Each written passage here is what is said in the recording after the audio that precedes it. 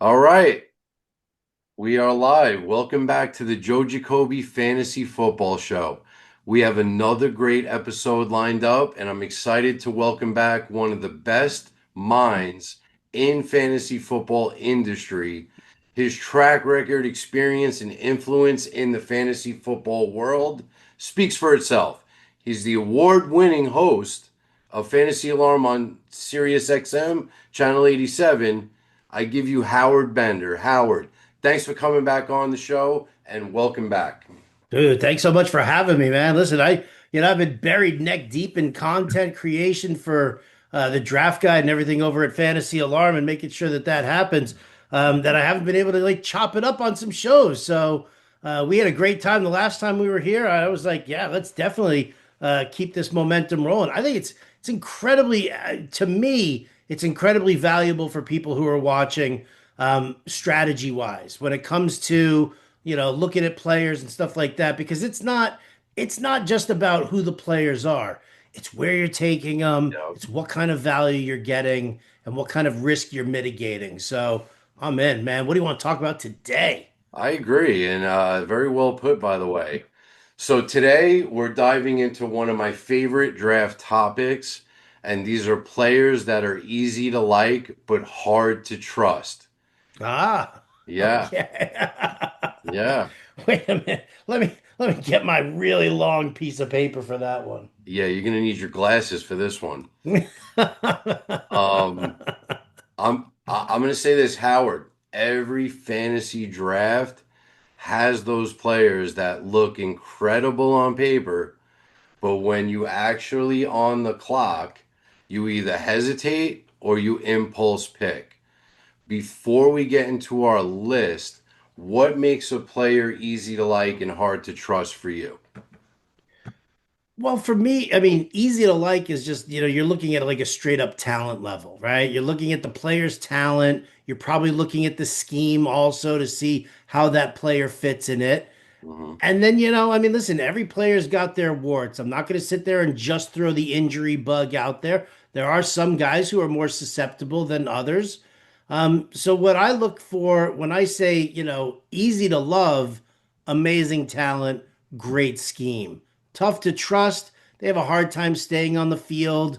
Um, maybe there's an attitude issue, or maybe there's just something about the team itself that you're like, the scheme definitely sets up nicely, but there's just something there in that team. And I've got a player on my list who's like right in there. I love everything about him and I love the scheme that he's in. And yet there's just one little like thing that just makes me Yeah. ugh. There's that one piece of arsenic in the glass of wine. Very, very eloquent. You like that? Let's dive right in. Okay. Let's go pound for pound on this. I'm going to give you a couple of the ones that I got. You give me a couple of the ones that you got, and we'll break it down. Let's do it. Where do you want to start? I want to start with Jonathan Taylor. Okay. I love the talent, but I hate the weekly stress. And I'm going to tell you why. For one, we all know Jonathan Taylor is a top tier talent. He's been one of the most consistent workhorses in the league. Granted. By the way, here's a fun fact for you about Jonathan Taylor. He's from New Jersey. Actually, New Jersey. Choicy. Yeah, he played high school ball at Salem High. But anyway, I'm going to tell you what I think is easy to like about him. Starting with the offensive line. Every time I draft a running back in fantasy football, the most important thing I look at is offensive line. And I'm looking at Quentin Nelson, who's an interior lineman for the Colts. He's an elite superstar. And the Colts interior blocking is one of the best in the league. This is why Jonathan Taylor has done very well. We got a great center there too by Tanner Bortolini. He's from Wisconsin. He's a Badger, but he sounds like he's from New Jersey. And anyway, the reality is that this team runs through Jonathan Taylor, and he's coming off a career year where he had the most carries in the NFL, 323 to be precise, and he averaged 5 yards a carry. He did score 18 touchdowns and he ran for 1,585 yards. What's there not to love about Jonathan Taylor, Howard? I mean, if I'm going to nitpick Yeah. alongside and kind of figure it out, I mean, we also saw that he was very susceptible to who his quarterback is. And Correct. we've got Daniel Jones, who has been cleared for all activities and is in training camp. But the differential there between, when defenses were stacking boxes against him, when you took the RPO work away and it was Riley Leonard, or I mean, Anthony Richardson, he was like a blip on the radar there, Yeah. barely. But once that quarterback situation faltered and you could focus on stuffing the run, Jonathan Taylor wasn't having his multi-touchdown 200-yard days anymore. No, he wasn't.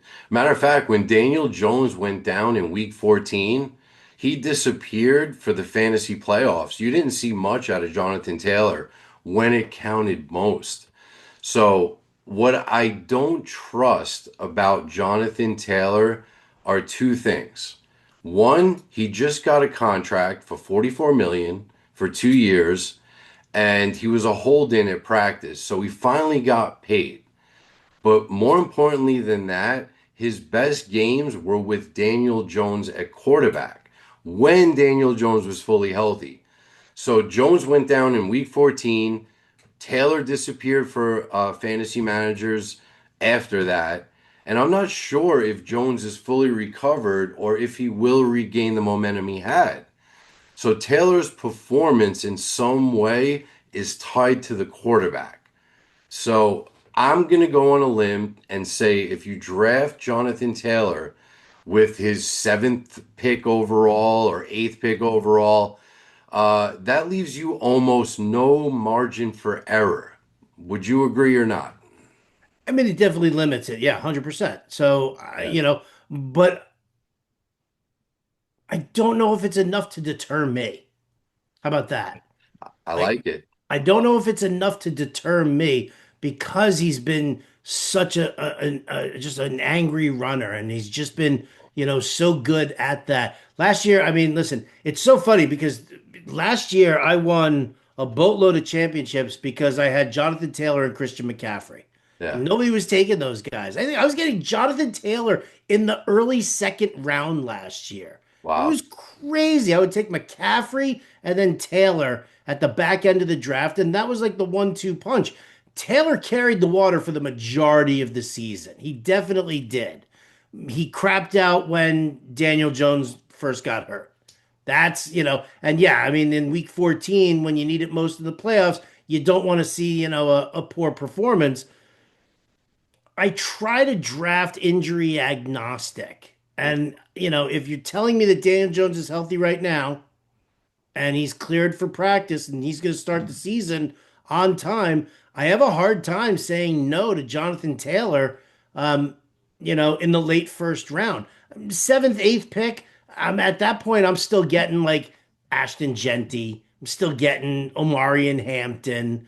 Like those are the running backs who I covet the most, in the second half of the draft. And I'll take those guys before I take JT or McCaffrey, for that matter. But if I'm sitting there and it's like, pick 10 and my options are like Jonathan Taylor or even Jackson Smith and the Jigba, I think I would, or CeeDee Lamb, I would probably just take Jonathan Taylor and feel very, very good about it. Exactly. And he's easy to like. And that's like the whole premise of why I'm focused in on him because I feel like without Daniel Jones, you're not going to get the ceiling that you were hoping for if he's out because 14 to 18 was an indication that he's not going to be as effective without a good quarterback.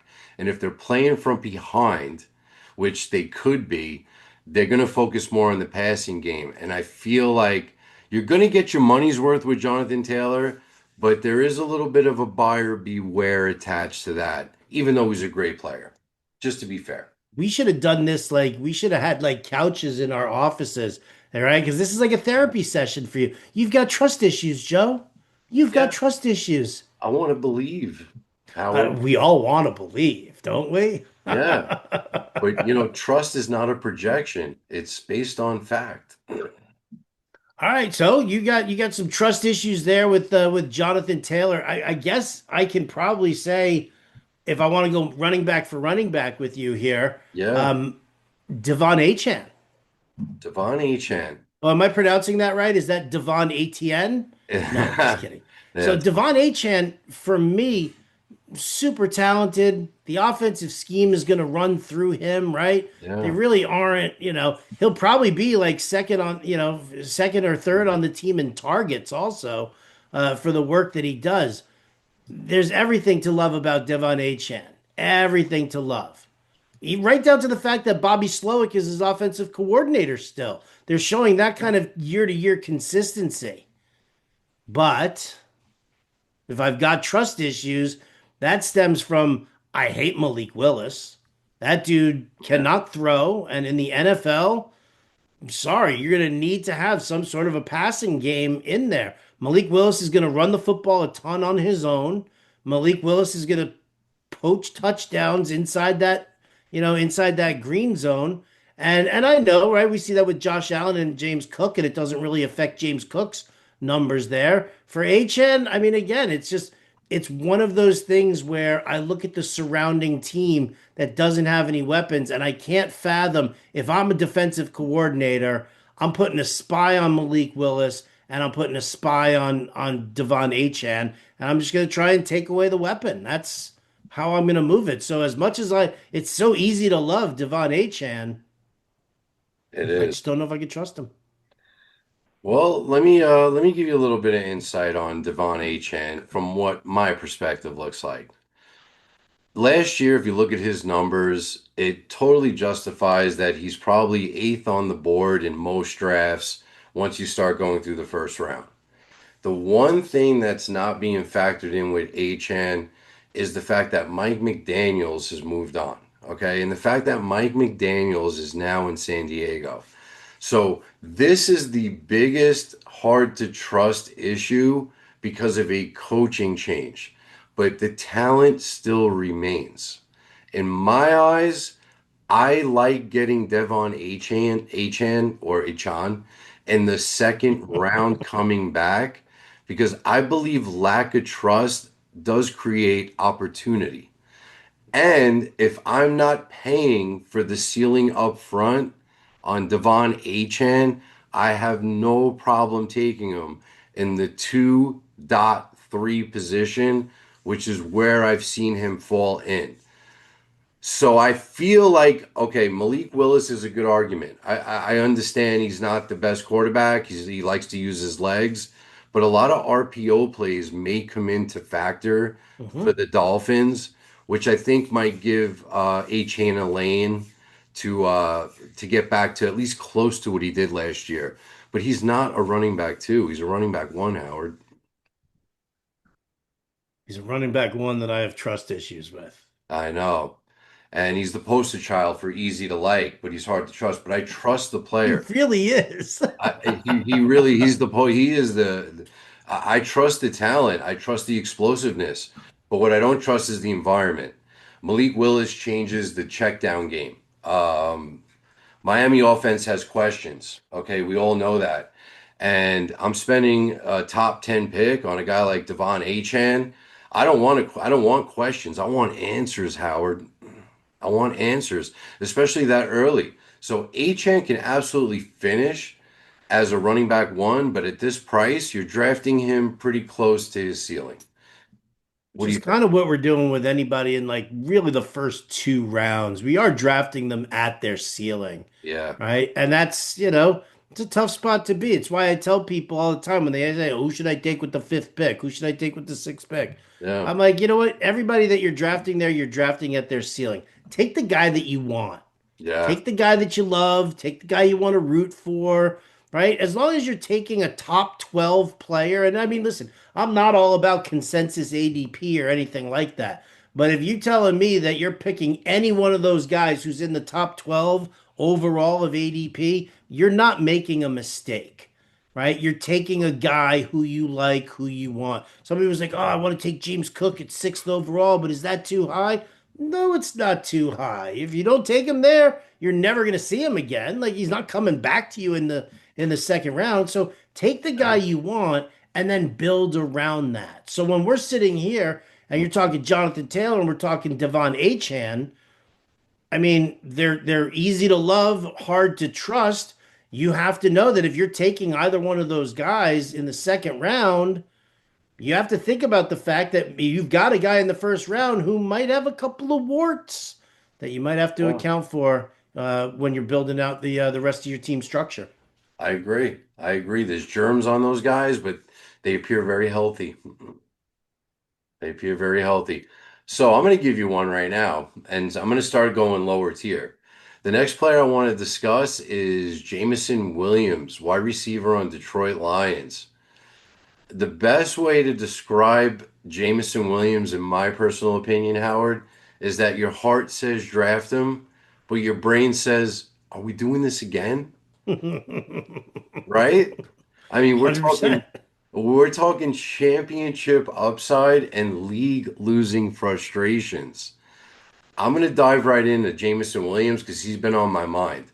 Do you have him on a lot of your fantasy teams at this moment? I don't. Okay. I'm gonna give you a good analogy I'm gonna give you an analogy that describes what it feels like to draft him. He's like a good old friend that you bump into in passing that tells you that he just got divorced. He needs a place to stay for about a week. So you let him in, and then you fast forward 4 months later, and he still lives with you. He's making a mess of your house, and he won't leave. That's Jamison Williamson. How does that sum it up? Really, I mean, when you're breaking it down like that, it is true because you love him. You're like, yeah, yeah, come, stay with Yeah, me, come stay with hang me. out, we get back on your feet in no time. Yeah. And then you're just like, why did I do that? Why did I let this guy in? Why, right? It's He like wants feeding breakfast now. it's feeding the stray cat, right? Putting It's out a little saucer of milk. That cat's coming back because that cat knows that they're being fed right there. I'm telling you, I think about this when I look at that guy. This is what it feels like to have him on your fantasy team. At his current ADP of 58 in PPR, this is a player who most likely fits a flex spot now, or even maybe a wide receiver too for some people. You have no positional advantage, and you still have to start him now because you're spending a 6 round pick on a Jamison Williams. At best, he's a best ball hero, but as far as long-term outlook, I mean, if you bench him, he's the type of guy that's going to go ham and score 28 points in any given week, and you're going to be like, I should have started him. Am I right or wrong?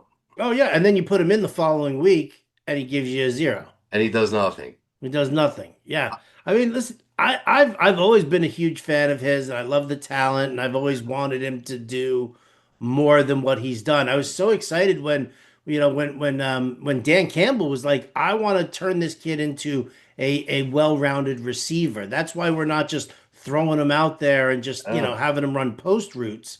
We Mm. want him to expand his route tree and to do more. And I think in Ben Johnson's offense, he was doing more. I mean, you couldn't. There was a very much a lack of consistency, Mm. which was a huge issue. My big hang up here with JMO, again, because it's $1 million talent, but he just Drew Petzing's scheme.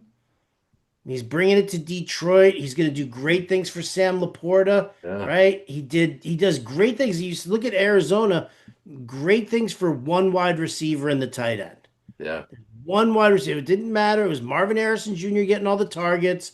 Then when Marv got hurt, and it was Michael Wilson. And then when Marv came back, the targets kind of fell back over to Marvin Harrison Jr. The scheme doesn't support two wide receivers and a tight end. It supports one wide receiver and one tight end. Could it support two wide receivers and no tight end? Sure. But I don't think that's the offense that Drew Petzing's running here in Detroit. So I kind of worry about the fact that, you know, Amon-Ra St. Brown is going to stay with, his usual workload. And Sam Laporta is going to be like, this year's Trey McBride. And where's JMO? Exactly. Exactly. He's kind of like an undefined player. So like I look at him and I see his PPR, and the worst part, again, if you bench him, he's probably going to go ham, and if you don't play him, you're going to be like, damn, I should have started him. We're talking about a home run hitter, an elite separation ability that this man has, and he's in an explosive offense with one of the easiest schedules in the league. Going back to what you just said, he pairs up with Amon Ra, he pairs up with Gibbs, he pairs up with Laporter, and he plays a unique role in Detroit's high efficiency system. For me, Howard, he's just very hard to trust because he's the prototypical boom or bust fantasy profile. And he's probably the most difficult player to predict weekly production. Oh, well, let me allow me to say hold my beer while I see your Jameson Williams and Yeah, I raise you one Christian Watson, great. It's right? similar, two peas in a pod. It's amazing. The talent level is off the charts, but Oh, can yeah. you tell me, Joe, would you trust Christian Watson based off of this? He's got a 4-year track record now. A 4-year track record. He's been around that long. Never had more than 650 yards receiving. He doesn't stay on the field. I Yeah. mean, I could give you a litany of lists. I mean, do you have shares of Christian Watson? I actually do, and I wait to hope to get him in the eighth round to 10th round because I'm hoping somebody didn't see him in my drafts. I think that this is Jordan Love's number one wide receiver, and I'm sure you feel the same way. They actually gave him an extension in the offseason. I looked into Christian. I was actually gonna like he was my honorable mention on here. And with Romeo Dobbs gone and Dontavian Wicks gone, there's a clearer path to leading the team in downfield opportunities and red zone targets. So he has a massive weekly ceiling. But let me tell you what I don't like, Howard. Let me tell you what I don't trust. He's dealt with multiple injuries as far as hamstring, which is one of the things that I see, and that's the biggest red flag on a receiver. A torn ACL, okay? Other lower bodily injuries that have affected his playing time, and he's been pegged one of the biggest breakouts, but it hasn't amounted to that yet. So even as like the Packers' top receiver, and they like to spread the ball around, you're going to see games where he gets like 4 targets, 3 catches for 48 yards. That can be frustrating in fantasy, Howard. When you're expecting him to go downfield and gift you Yeah, one of those like 40-yard touchdown receptions. I mean, that yeah, is that is the issue with him. That's why I think him and Jameson Williams are like two peas in a pod because yeah. the consistency is just not there right now. And I don't want to say that I don't want to be a part of the breakout campaign here for Christian Watson because, like you said, no Wicks, no Dubs. He's in line for being the number one guy there, but can he stay on the field? Can he stay Can he on the stay field? on the field? Can he handle, I think we also have to understand also, can he handle, the top coverage? Because he's going to see the top coverage now. Romeo Dubs was the X receiver in that system, Yeah, last year. And he was definitely seeing some of the better coverage out of it. So, can Christian Watson, can he do that? Can he stay healthy and get physical with defensive backs? I worry about that. yeah. And there's the trust issue right there. But he's easy to like. Christian Watson is probably a better best ball player than he is a PPR standard redraft, in my opinion. Because the minute he has that spike week, okay, you got those points.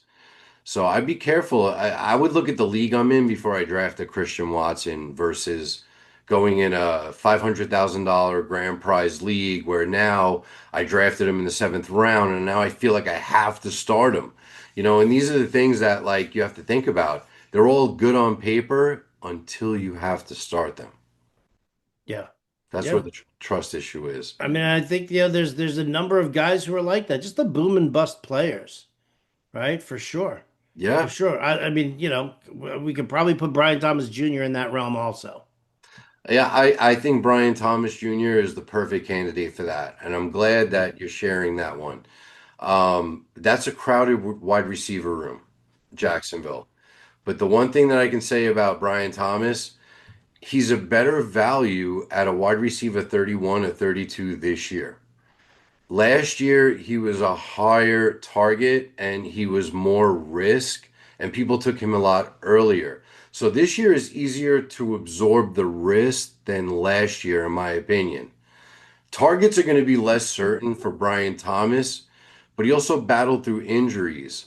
He's one of those players whose price finally matches the risk, in my opinion. What do you think?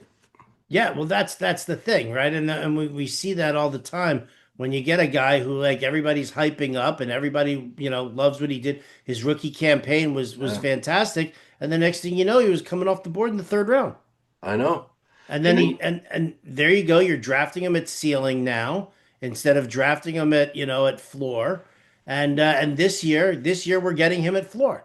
So those are the kind of guys who I actually really like going after, right? I mean, he's definitely tough to trust, right? Easy to love, tough to yeah. trust, but he's also one of those guys who I can't quit you because I do believe very strongly in the overall talent.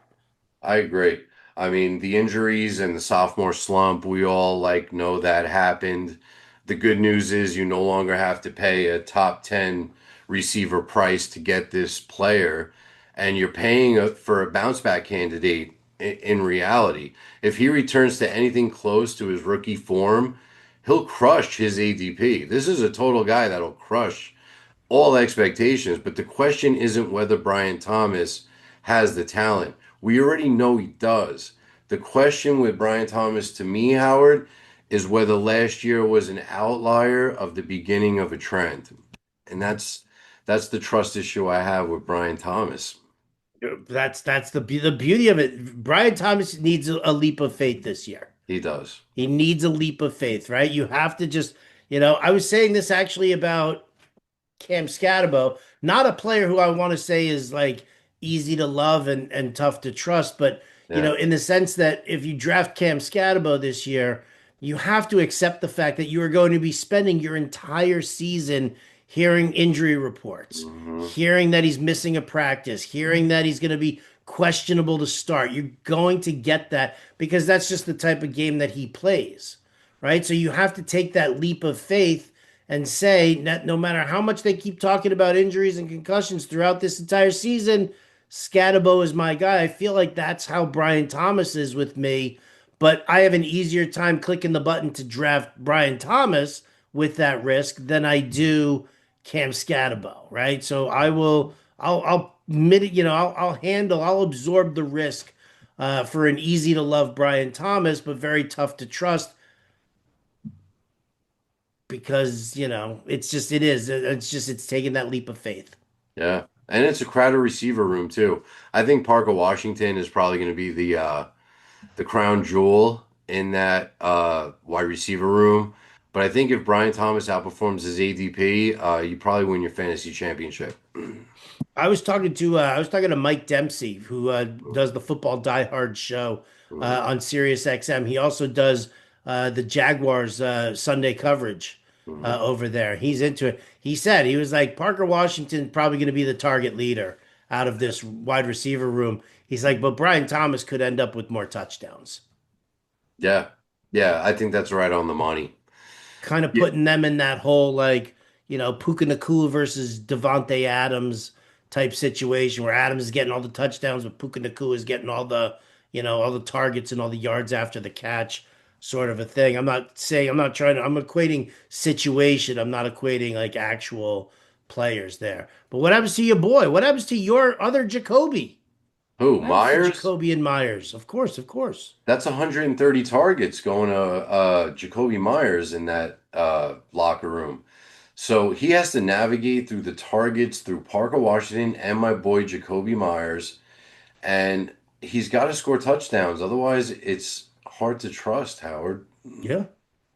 It's hard to trust. I'm going to throw a name at you right now, and I'm going to get what you think about him. Mike Evans, wide receiver on the San Francisco 49ers. He's an easy player to like until you have to start him every week. I mean, this is the type of philosophy that I've come up with him. No, like there's not a lot of people that don't like Mike Evans, but he's a player with an average draft position of 59 in most drafts. Very easy to like. But when he's still on the board in the sixth round of most drafts, you feel like, oh my God, if nobody picks this guy, I'm taking Mike Evans right now. He's one of those guys you're hoping nobody else picks when you're in the sixth round. So I did draft him actually on the RT Sports Fantasy Championship League that we were in. You were actually in that draft with me for Hmm. 500,000, and that was about 2 months ago. And I remember thinking to myself when I was in that draft, I hope someone doesn't realize he's still there. And then, bam, I drafted him like I just found $100 bill on the floor. I literally felt that way when I drafted him. But then the reality kicked in. I'm like, oh, geez, now I got to start him every week. That was the reality. And I'm sure you can relate to that kind of feeling with other players that you probably drafted, right? Oh, I mean, without a doubt, without a doubt, the Yeah. fear of having to start a guy week in, week out. Yeah. I always had a philosophy about Mike Evans is that he's always been a must start for me no matter what, Yeah. except when he's playing Marshawn Lattimore. Because Okay. once he's playing Marshawn Lattimore, I know he's getting thrown out of the game or he's getting sidetracked or something like that. But he's just one of those guys. I mean, it's so funny in our industry. There's like, everybody wants to know who's going to be the big bust this year, who's going to be the Yeah. big sleeper this year. In my opinion, the true definition of a bust in fantasy football is that guy who you have to start every single week Yeah. and he doesn't perform. Like you draft a guy like Mike Evans, you draft a guy, even anybody that you're drafting in the top 4 or 5 rounds of your draft is a player who you have to expect that you are going to start every single week, regardless of matchup, regardless of injury. Like you're Yeah. not drafting a guy in the fifth round in order to play the matchups. That's not what your goal is. Your goal is to make as few lineup decisions as you possibly can and build it that way. Mike Evans, yeah, he's that guy who, because immediately like you think about last season, Yeah. right? And him, getting hurt and then losing the streak and is he going to rebuild the streak and what's going to happen here? He's got Brock Purdy throwing to him now. Is he going to be a focal point of this offense? So there's a lot to digest here with Mike Evans, but I've definitely pulled the trigger on him a couple of times this year already. I definitely have. I have. He's easy to like. He's that shiny rose when you're looking in a garden full of weeds, but he's also spent 12 years on the Bucks. Okay, I gotta dissect this a little bit more. He's got a Hall of Fame resume, but the smelling salt kicks in with Mike Evans for me. And you're like, wait, he only played 8 games last year and he just got hurt in practice. Now, news came out that Ricky Pearsall is going to be out for the season. So if you're a Evan shareholder, you were like, yeah. But then he just gets hurt. And then Debo Samuel comes back into town. My trust is like at the minimal now. Ooh. That's a Nah, I'm not gonna waver on that. I mean, Debo Samuel, I mean, he's, we're gonna have to see really how he performs, but he's not that guy. I mean, it's really kind of funny yeah, when you look at the guy that Mike Evans has been. One of the things that I love most about Mike Evans, mm, right, is that he makes playing that big split end role, he makes it look easy. yeah, He's able to get physical with receiver with defensive backs.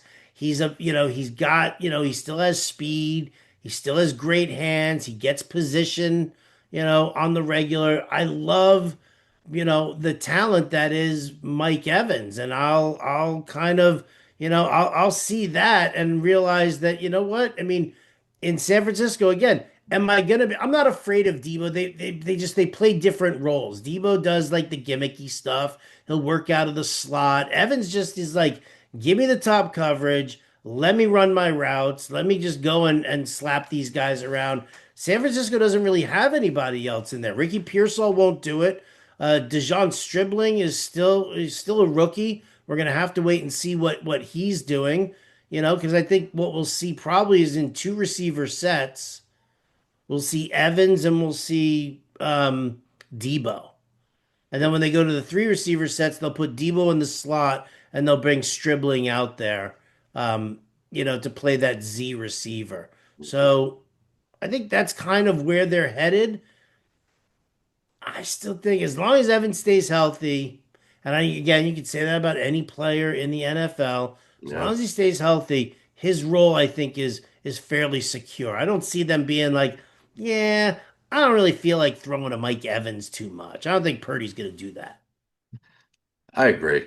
I agree. A lot of people look back to his previous track record and they look at 2023, where he had 1,255 yards receiving and he had 13 touchdowns. And in my humble opinion, this isn't the Mike Evans at the current phase of his career at 31.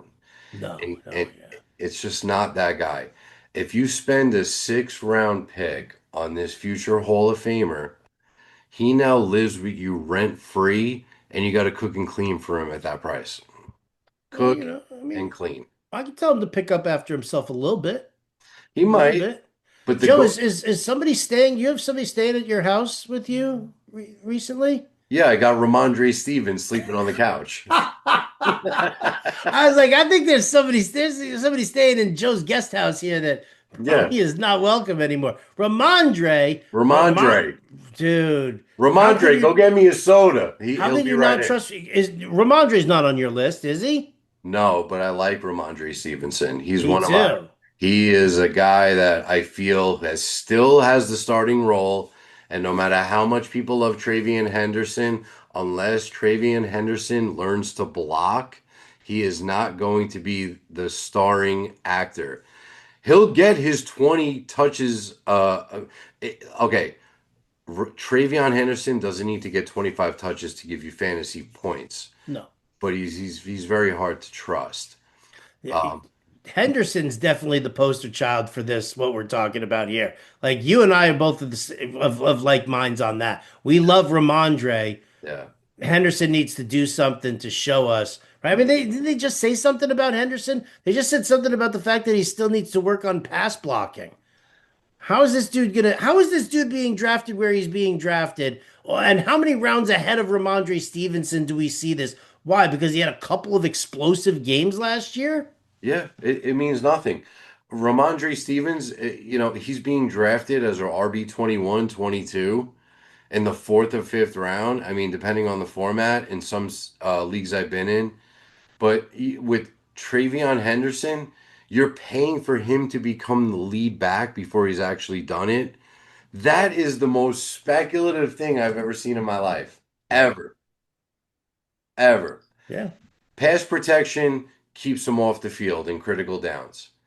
Improving in blitz pickup is one of the biggest hurdles between Henderson and a true three down role. I absolutely love Travian Henderson as far as the talent, Howard. He's explosive. He can score from anywhere on the field. And if he ever becomes New England's unquestioned lead back, he's got league winning upside. But here is the problem for me, Howard.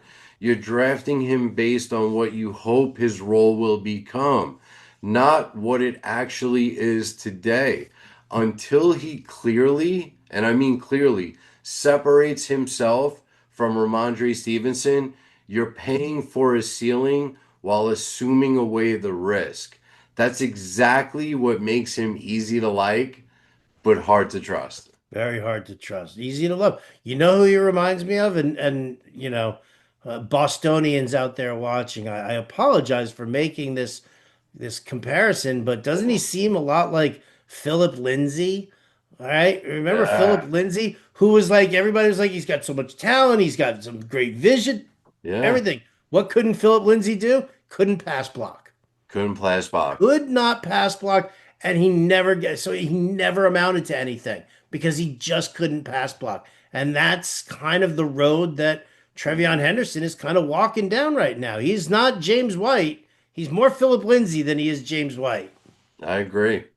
I agree. Philip Lindsay sleeping on the couch, by the way. Don't wake him up. You're talking too loud.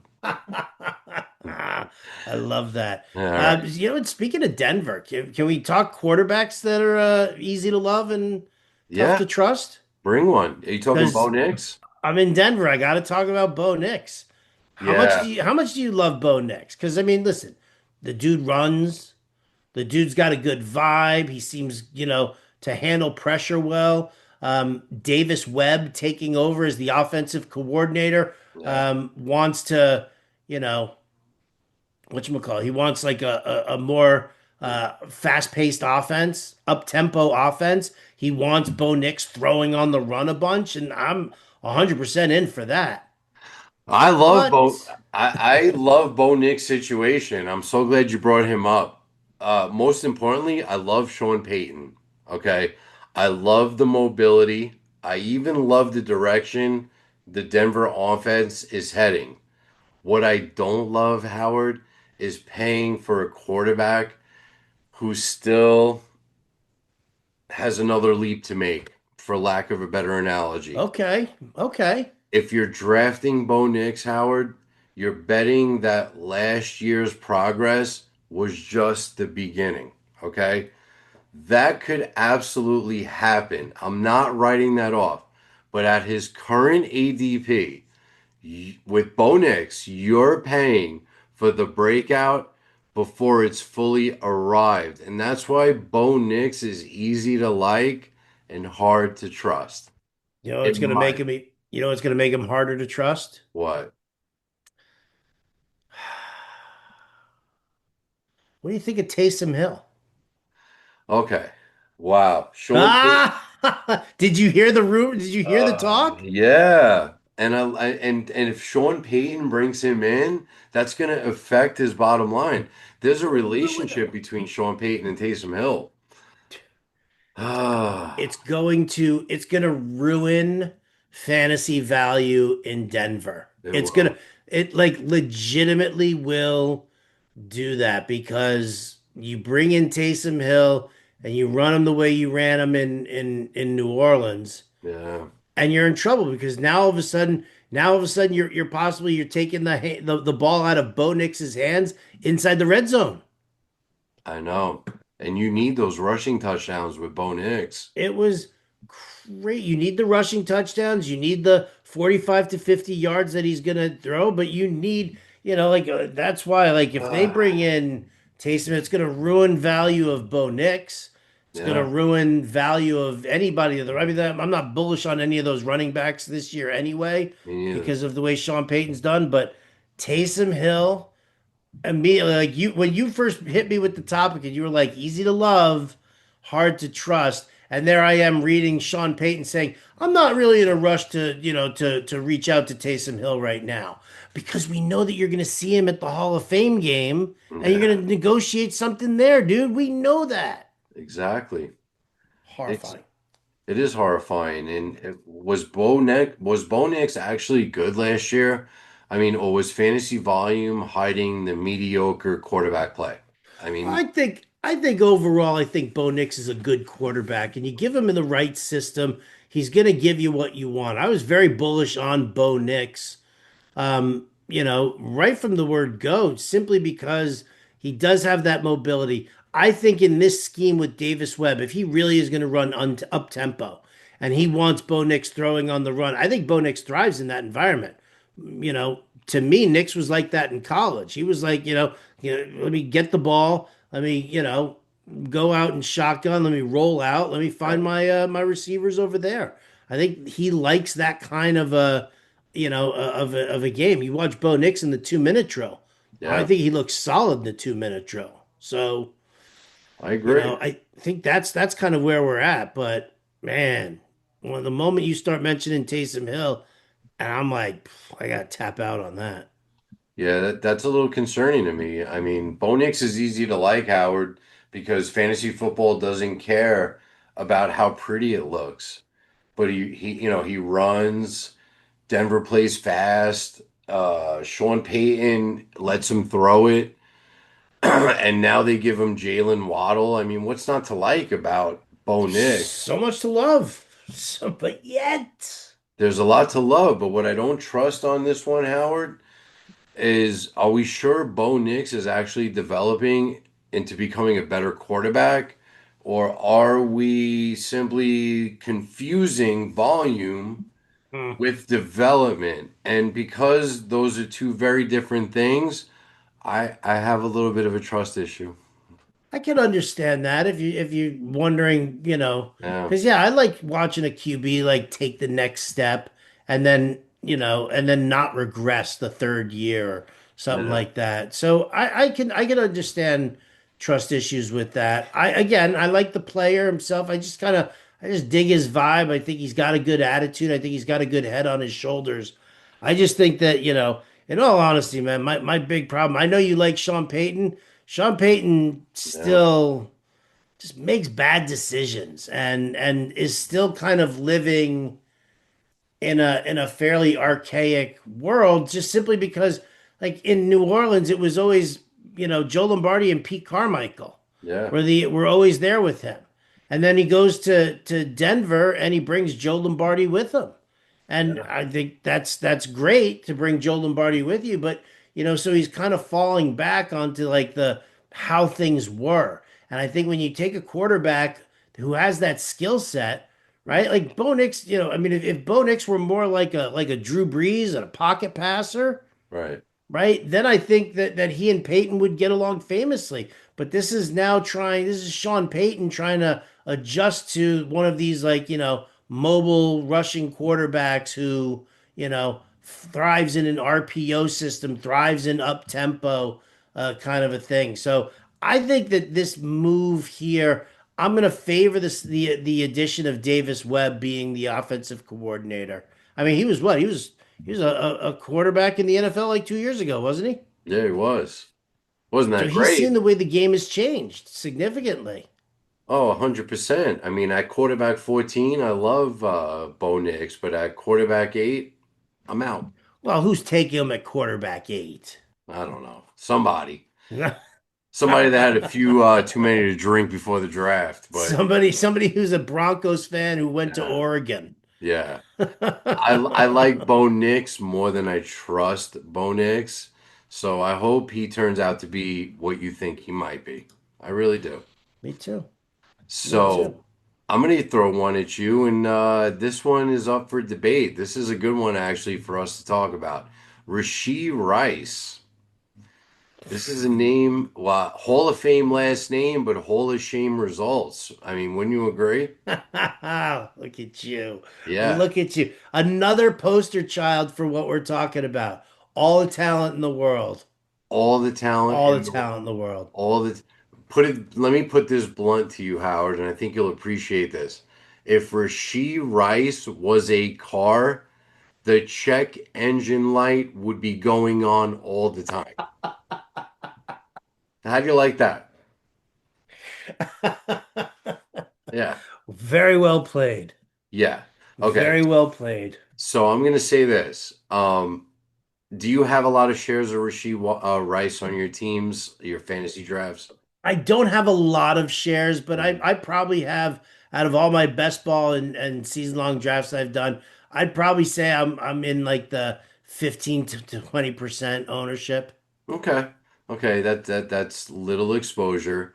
I have absolutely none. This is None. one, and I've probably drafted more teams this year than I have in any previous year, but I can't hit the button on this guy. And I don't want any shares of him because I like to trust Howard, and trust wins fantasy leagues. Rasheed Rice has been coming off the board at the third round. And I'm like, oh my God, thank God somebody drafted this guy. I don't gotta think about him. He's one of those people where you feel relief that somebody actually drafted him and he's out of the way. And he's a wide receiver 11, 12. I mean, he's in that territory. There isn't a bed or a couch for him in my proverbial fantasy house. He cannot stay over. Okay. Yeah, there's a tent, pitch a tent on the front lawn, kid. he can Yeah, crash there for the time being. seriously, I'll bring you out some peanuts and beef jerky, but you're not staying in the house. He's that guy. I Okay. tell you, and as I think about it, whatever, I'd probably say that all of my shares of Rasheed Rice are in best ball. Yeah. And you know what? The funny thing is because you're right. Like when I've clicked the button for Rasheed Rice, it's the whole thought in my head.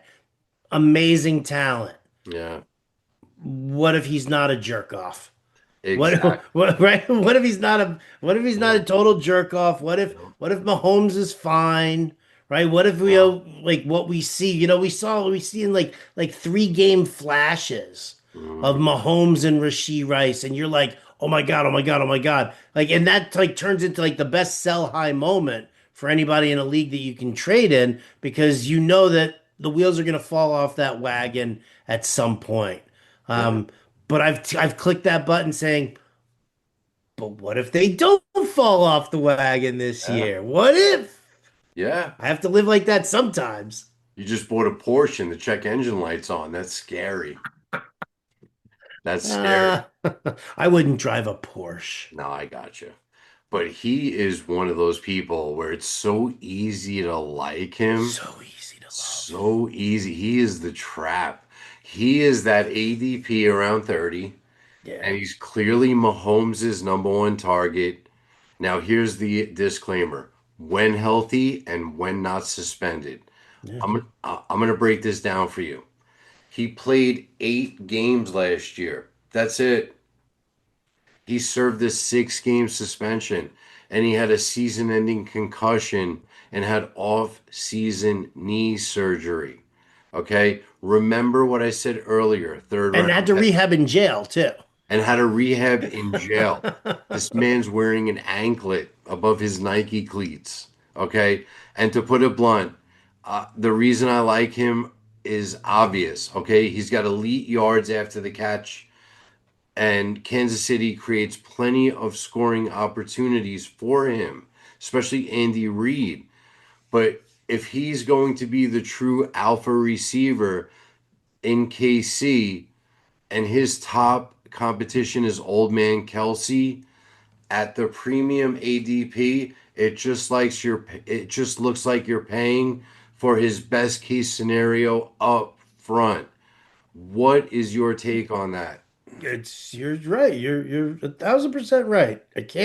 I can't give you a reason not to. Again, huge talent. And what if this is the year that he's not? I mean, it's about how much risk you really want to take. And in a Yeah. season long, in a regular season long league, and I'm not talking about even in a big tournament, Hmm. because in a big tournament to have that potential, I mean, I don't want to do it in the third round, that's for damn sure. But if you are going to click that button, I mean, you are kind of, you're banking on the ceiling, you're hoping on the ceiling, and that's kind of you're taking that leap of faith. Yeah. You know, Yeah. Again, the first 5 rounds, it's all about mitigating risk. Is it worth it? Is the juice worth the squeeze? You Yeah. say no on Rasheed Rice. You're living with him. He's in your house. He wants breakfast at third round. Does he like pancakes? He loves pancakes, Waffles? loves eggs, Okay. but doesn't pay rent. What's the choice of breakfast meat? Sausage, Patties or links? patties. That son of a bitch. Get him out of my Get house. him the fuck out. He's done. That's it. Bye-bye. See you later. I mean, for this early of a pick to be justified and trust him, Howard, you basically need a few things. Okay. You need Mahomes returning to elite passing touchdown production. Yep. Number two, you need a flawless, healthy season and about 150 targets with plenty of touchdowns. If he misses any of these marks in round three, you just took a mid range wide receiver two in the third round. In other words, thank you for the donation. Make sure to join the league again next year. It's so funny. We're having this moment here in this whole discussion, Yeah. and I feel like I've had this discussion with Andrew Cooper on Hmm. the Fantasy Alarm Show, except I'm the one sitting in your seat, and Coop is sitting in my seat because I'm the one who's sitting there throwing out all of these sensible takes, Yeah, and he's like, "But what if?" yeah. So I gotta remember that. You're definitely right. I mean, that's the thing for these guys. If you're going to invest that kind of draft capital, Hmm. you need that production. You know, you don't want to be, listen, if you get hit with an injury for your first round pick, Hmm. it sucks and you got to build yourself up through that. But if you if you lose a third round pick because you just wasted it taking a shot, right? When everybody else is drafting legitimate 300-point fantasy players Yeah. and you're like, I'm just going to swing for the fences right now, then yeah, then you're lowering your chances of winning significantly. So thanks a lot. I'll just go wipe my ass with those teams I have Rasheed Rice on. I appreciate that, Joe. Hey, sometimes, Howard, and remember this, it's better to be happy than it is to be right. Remember that. Better, better be happy. Why can't I have both? You can't. But I'm always right, Joe. Yeah, but you need to be happy. And for me, knee surgeries with a player, frequent concussions, Doing time. doing time off the field, suspension issues, they raise major trust issues for me as to his availability to be available week to week. So I am going to choose being happy than being right on Rasheed Wallace when I can draft Oh, Rasheed another. Rice. Rasheed Wallace is a totally Oh different yeah, yeah. guy. I'm sorry, Rasheed. I don't know why I said that. Rasheed Rice, Hall of Fame last name. I need to be happy before I'd like to be right. I will take a third round receiver like a Mecca Igbuka and ride that to the bank. Ooh, I mean, interesting that you go to Ibuka Yeah, on that yeah, one too, yeah, because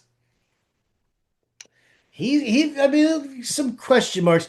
But it's so funny though. I totally get what you're saying here on Rice. yeah, There's no argument against it other than like living in a fantasy land, yeah. right? And whatever. My great granddaddy always used to say, right? You can wish in one hand and shit in the other and see which one fills up first. Right? So Yeah. you can wish that the Rasheed Rice will be healthy and be good to go, and you can wish that Patrick Mahomes gets back to vintage Mahomes. Yeah, yeah. But all that's got to happen. You got a better chance of seeing the Easter Bunny than getting round three value at Rasheed Rice. Well, I'm Jewish. The Easter Bunny it never comes to my house. Okay. You got a better chance of seeing the Tooth Fairy. That bitch. I know, right? Yeah. All right. Yeah. I mean, listen, and I'll tell you what, right, to kind of bring it like almost full circle here when we were talking Mhm. about Jonathan Taylor. There's so much more to like about Jonathan Taylor, right? Even though you have like the negative thoughts, like the concerns, there's Yeah. still a lot of points in his pro column than his con column. But I guess with Rasheed Rice, I mean, there's like one item in his pro column. He's got great talent. Yeah. He's got great talent. Everything else about him is a con. There's a question mark. And, let's think about Indianapolis. Great offensive line. Yep. Quarterback Daniel Jones had a great run. But when he wasn't healthy, Jonathan Taylor disappointed a lot of fantasy Suffered. owners. And he had a strong first 10, 12 weeks. He was one of the best. Yes, he So, was. there's patterns that you have to look at, and there's reasons for those patterns. It's like just looking at Rasheed Rice. I mean, if he misses any of those marks, he's a wide receiver too, and you just paid a third round for him. So we're trying to get Gucci glasses for half off. We're not trying to pay full price. Anyway, And here's another thing about Rasheed Rice, and I bringing really. our Gucci glasses here. Sorry, my bad. Yeah, I'm Keep sorry. going. You can get Oakley's too. I mean, we can keep it simple. But Kenneth Walker's in town, and I believe Andy Reid is going to take the pressure off Mahomes with an established running game. He Yes. hasn't really had an established running game since uh, I mean, Kareem Hunt before he got traded, and then you go back to like Bryant Westbrook. It's been a while since Andy Reid established a run philosophy around the pass, and that's something that they haven't had in a while. So at least early in the season, I think if Mahomes gets back to form, the passing game will open up. But I don't see any early opportunities for Rashee Rice. I really don't. Yeah, I agree with the Kenneth Walker assessment there for sure. I mean, Yeah, yeah, Andy Reid. I mean, what Andy Reid can do to running backs was just, phenomenal, right? Jamal Charles, yeah, right? I mean, you saw these guys that, I mean, it was just crazy. And then all of a sudden, kind of went through that, Kansas City went through that whole phase, right? After the fact with Kareem Hunt. Um, who got hurt that Kareem Hunt replaced that first year? I can't remember who it was. might have been LaShawn McCoy. Was it LaShawn McCoy or trying to think? Damn, I don't remember offhand. I just remember that, it was like in that range there. That was kind of like the time where Andy Reid started not having the bell cow back that he normally has. And he would like utilize like Damian Williams with Yeah, some plotter, right? Like even when you were dealing with like Isaiah Pacheco and Kareem Hunt, it was still using that multi-back kind of a way. I think with Kenneth Walker there, it's bringing Reed back to some of that vintage, yeah, what we used to see, and having Eric Bieniemy as the offensive coordinator instead of Matt Nagy, I think is going to be even better for Kenneth Walker. I agree. By the way, it was Spencer Ware that came in after Spencer Jamal Charles. Ware. Spencer Ware. Where was Sharkhandrick West? Oh man. See, right? Like you can always tell who the fantasy guys are out there because they know all the schlub backs that never worked out for Andy Reid because they were just like Andy Reid with his running backs, you have to take a shot at these guys. You always have to take a shot at these guys. I agree. I mean, again, he built a lot of good running backs in his career, and the Mahomes element definitely opened up the passing game. But we'll see how Mahomes is healed from that injury in Week 1 and see how he develops. I mean, there's a lot of uncertainty there. For sure. Hey, while we're talking quarterbacks, you want to know well, I mean, does Mahomes rank as a lot to love, but you just don't trust yet? Does Yeah, Mahomes rank in that range for you? no, he does, and he's been going very late in most drafts that I've been in. So his ADP kind of matches the risk as far as I'm concerned with Mahomes. Gotcha. Um, Gotcha. Pat Mahomes is easy to trust for me because I will get him later than I should, but he will be hard to trust the minute he misses a game because his knee was hurt again, and then I'm done and I will never start him again. What do you think about Patrick Mahomes? Man, I'm kind of in that same boat, Yeah, right? It doesn't cost you a bunch to. He's talented enough that you take that chance on him, right? Like you draft Mahomes where his ADP is, and then you like immediately like yeah, follow up with like I'll just grab Stafford here, or like you grab that second QB because you're going to need it anyway because Mahomes has the week 5 bye. yeah.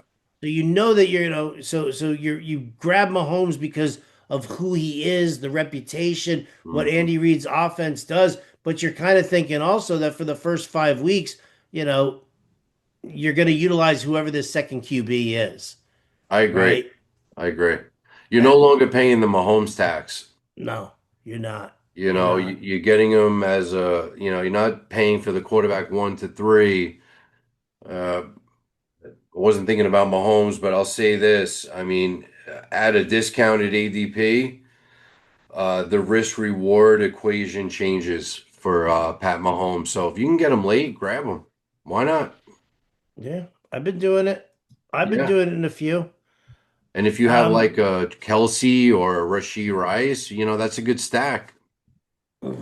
Kelsey, I love that man. I love again getting him at a much bigger discounted rate. Yeah, One last. I'm gonna have a team where it's gonna have one last hurrah on there, right? you And it's are. gonna be like that Mahomes Hmm. and Kelsey, pairing, and just give it up for those guys.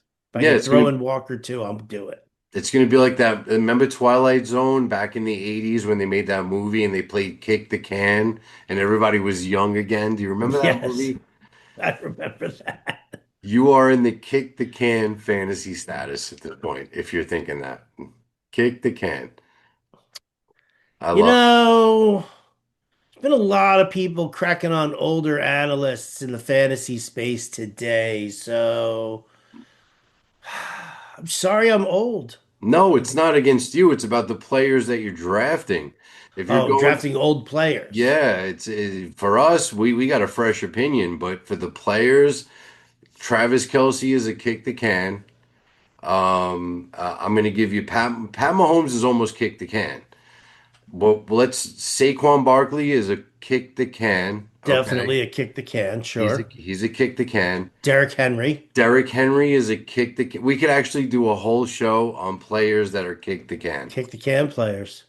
But you did make fun of one of my teams when I originally drafted in your best ball league. You called me the geriatric. Oh yeah, because you had Barkley and Henry. I know, and guess what? If they kick the can, I'm winning the league. Ah, I'm winning the league. So there's definitely players that are kick the can focused. All right. Do you have any others that you want to bring up that you might want to, bring to the table? I'll just say this because it's not really a kick the can. This is more of like what we were just talking about before. The price is good that you can get this player. It's a Yeah. very talented player Yeah. in potentially a really, really good situation, right? And that's Kyler Murray. Yeah. I love the potential. I love Kevin O'Connell's scheme. I love the fact that he's got amazing weapons. Jefferson, Yeah. Addison, Jennings, Hawkinson. I Yeah. mean, that right there is four receiving targets that any quarterback in the NFL would kill their mother to have consistently playing for them. So everything's lined up. Plus, he likes to run. So you're going to get like some touchdowns from him. Mhm. You're going to get like 40, 50 yards during the week. There's so much to love. And then you look at it and you're just like, the dude's got a 5 cent head, and there are days where he just does not look like his heart is in it. Couldn't agree more, Howard. I'm so glad you brought him up because he has everything that fantasy managers love. Elite rushing ability, okay? Yep. Incredible weapons, and one of the NFL's best offensive play callers in Kevin O'Connell. But, and I thought about this quite a bit, he also has one thing fantasy managers hate, uncertainty. Okay? You're not just betting on the talent with Kyler Williams. You're betting on the fact that A, he stays healthy, B, he wins the job, and C, he keeps the job all season. There's three variables at play with Kyler Murray, in my humble opinion. If he does, and he's one of the biggest steals in the NFL draft, you're a winner. But if he doesn't, you're looking for another quarterback by probably October. You're going to be fishing that waiver wire like, oh my God, I just got to throw this fish back. That's why Kyler Murray, in my opinion, is very easy to like but hard to trust. Yeah, yeah, yeah, yeah. Let me tell you what I did last night, and I did one of the Fantasy Life Championships. I don't Mhm. know if you caught the live stream over I on RT, but I actually did that. I ended up doing this draft, and you'll be proud of me for getting out of my comfort zone, sort of, kind of. Okay. Because when was the last time you saw Bender start off with three wide receivers? It's been a minute. Right? So I had Jefferson in there, and I had grabbed like Lamar Jackson. He's my primary guy. But all the way down there, further in, I was like, you know what? I'm sitting here. Why am I not going to round 12? I was like, why am I not going to take Kyler Murray? right? I mean, Yeah. other people are taking their second QB. Mhm. You know what the fantasy life championships are all Oh about, yeah. right? And so I'm like, yeah, you know what? If Kyler Murray, if he does what we need to do, then I'm a pig in shit right there. I'm super stoked. Um, if he doesn't, I've got Lamar Jackson. I Yeah. mean, so, So you bought a great insurance policy on Lamar Jackson by owning Kyler Murray. yeah. And I think that's great because look at the weapons. You got Justin Jefferson, Hmm. Jawan Jennings, and Jordan Addison. Let's Hmm. not forget TJ Hawkinson. Hmm. I am totally sold that he's going to beat JJ McCarthy out. And the fact that he hasn't yet is giving us an opportunity to draft him in the 12th round. So I love Kyler Murray just because the risk doesn't outweigh the reward. Well, amen. Well, see, that's how you end a show on a high note, baby. Come on. Get some I short king love in there for Kyler freaking Murray. seriously, Kyler Murray, he's the guy you let him sleep on the couch and he's going to stay for at least 4 weeks. That's the guy you want. You know what though? And when he leaves, he's already put the sheets that he's been sleeping on in the washer for you. I agree. Great roommate, me and Murray. There it is. All right, Howard, we're both going to be at the National Fantasy Draft between August 20th and August 22nd at Circa Resort in Las Vegas. Are you excited about that or what? Do I look excited about that? Yeah, Listen, this is my first trip back to the lower 48. For yeah, those of you who don't know, I've moved to Juneau, Alaska mhm, last year. I've been here for a full year. So yeah. my first trip back, and it's Circa Las Vegas. It's Draft Nation 2026. It's stadium swim. It's drafts all over the place. They've got all these best ball drafts going on. They're going to have a high stakes draft going on. You buy your ticket, you get, depending on what package you get you know, entry into these drafts to compete for $300,000. So why wouldn't you? It's hanging out with, Adrian Peterson and Jeff Garcia and Michelle Beadle's going to be the MC over there. And who else is there? Jason Worth is there. It's like all of these like people who just love fantasy. All your fantasy analysts that you hear on the show, on Channel 87, they're all gonna be there. I'm like super psyched. I mean, like, hanging out with Adam Ronis is always Yeah. an absolute blast. This is going to be the ultimate party, the absolute ultimate party. And I'll tell you what, I'm actually, and I'll tell you, I'm only really supposed to like give this promo code out Yeah. to people who like really, really, need the help with that. So I'm just gonna say this. Secret sauce. If you go to draftnation2026.com Hmm. and you use the promo code Bender50, it'll take half off the cost of your tickets there. There are tiered packages, right? So I think it ends up coming down to I think the rookie package comes down to something in the neighborhood of like $300.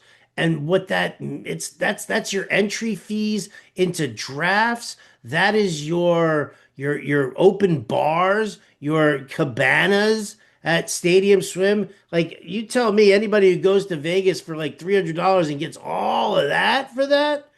So if you use Bender 50, and I tell you what, man, I really do hope there's like an influx of it because I'm looking to have a great time. I'm looking to party with a bunch of people who want to party with me, who want to draft with me, Yeah. draft against me, Yeah. right? You join me, you use my promo code. It's an automatic entry into a draft with me.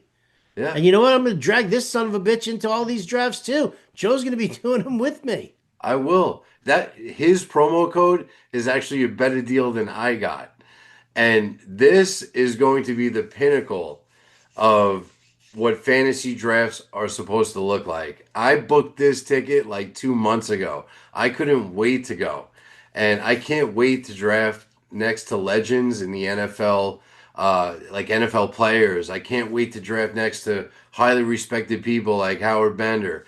and we'll all be wearing sunblock and goggles. I mean, this is going to be the pinnacle of fantasy football, and it's going. And I can't wait to put out footage too, because I'm gonna put up Howard's promo code, and anybody in Vegas is gonna get 50% off, which is crazy. It's coming up in a week and a half. I'm going to get interviews that I'm going to be putting out on my channel and content that you fantasy football heads are going to love. So that was a big part of me going, and I want to win every single league I'm in. Everybody wants to win the league they're in. Um, if you would like to attend this event, use Howard's promo code because it's one of the best I've seen. I speak for me and Howard when I say we hope what we talked about today will be the difference in winning your league, as long as me and Howard aren't in that league. Okay. Disclaimer. The main thing here is that every draft pick is a risk. We all know that. Your job is to decide whether the rewards are worth it. These players have all the talent that we mentioned today in the world, but trust has to be earned, not projected. Wouldn't you agree? I would definitely agree. I Yeah, would definitely agree. Wise words. Wise words. You always finish off these shows on like such a good positive note there, Joe. I appreciate that, man. awesome. So I guess I'll see you on the next show then. You'll definitely see me on the next show. You're Perfect. definitely gonna see me drafted next to you in Vegas in Yeah. 2 weeks. We're gonna do a live show right at the event. I can't wait to do it. So that's Oh, gonna let's be, do it. yeah, we're gonna post some good content. Um, Easy to like doesn't always mean easy to trust. Just to sum it up, talent gets all the headlines, as we know. But consistency wins fantasy football championships. Don't draft these players because you love the name. Draft them because the value makes sense. Okay. If the price is right, they can win you a league. But if you're paying their absolute ceiling, they can easily just as disappoint. Wouldn't you agree? I would definitely agree. Thank Yes, you I again. would. Thank you so much again, Howard, for joining me on the show. It's always been a pleasure to do this with you and have you on. And I look forward to seeing you at the Draft Nation event on August 20th. Let's get it, baby. All right. Happy drafting.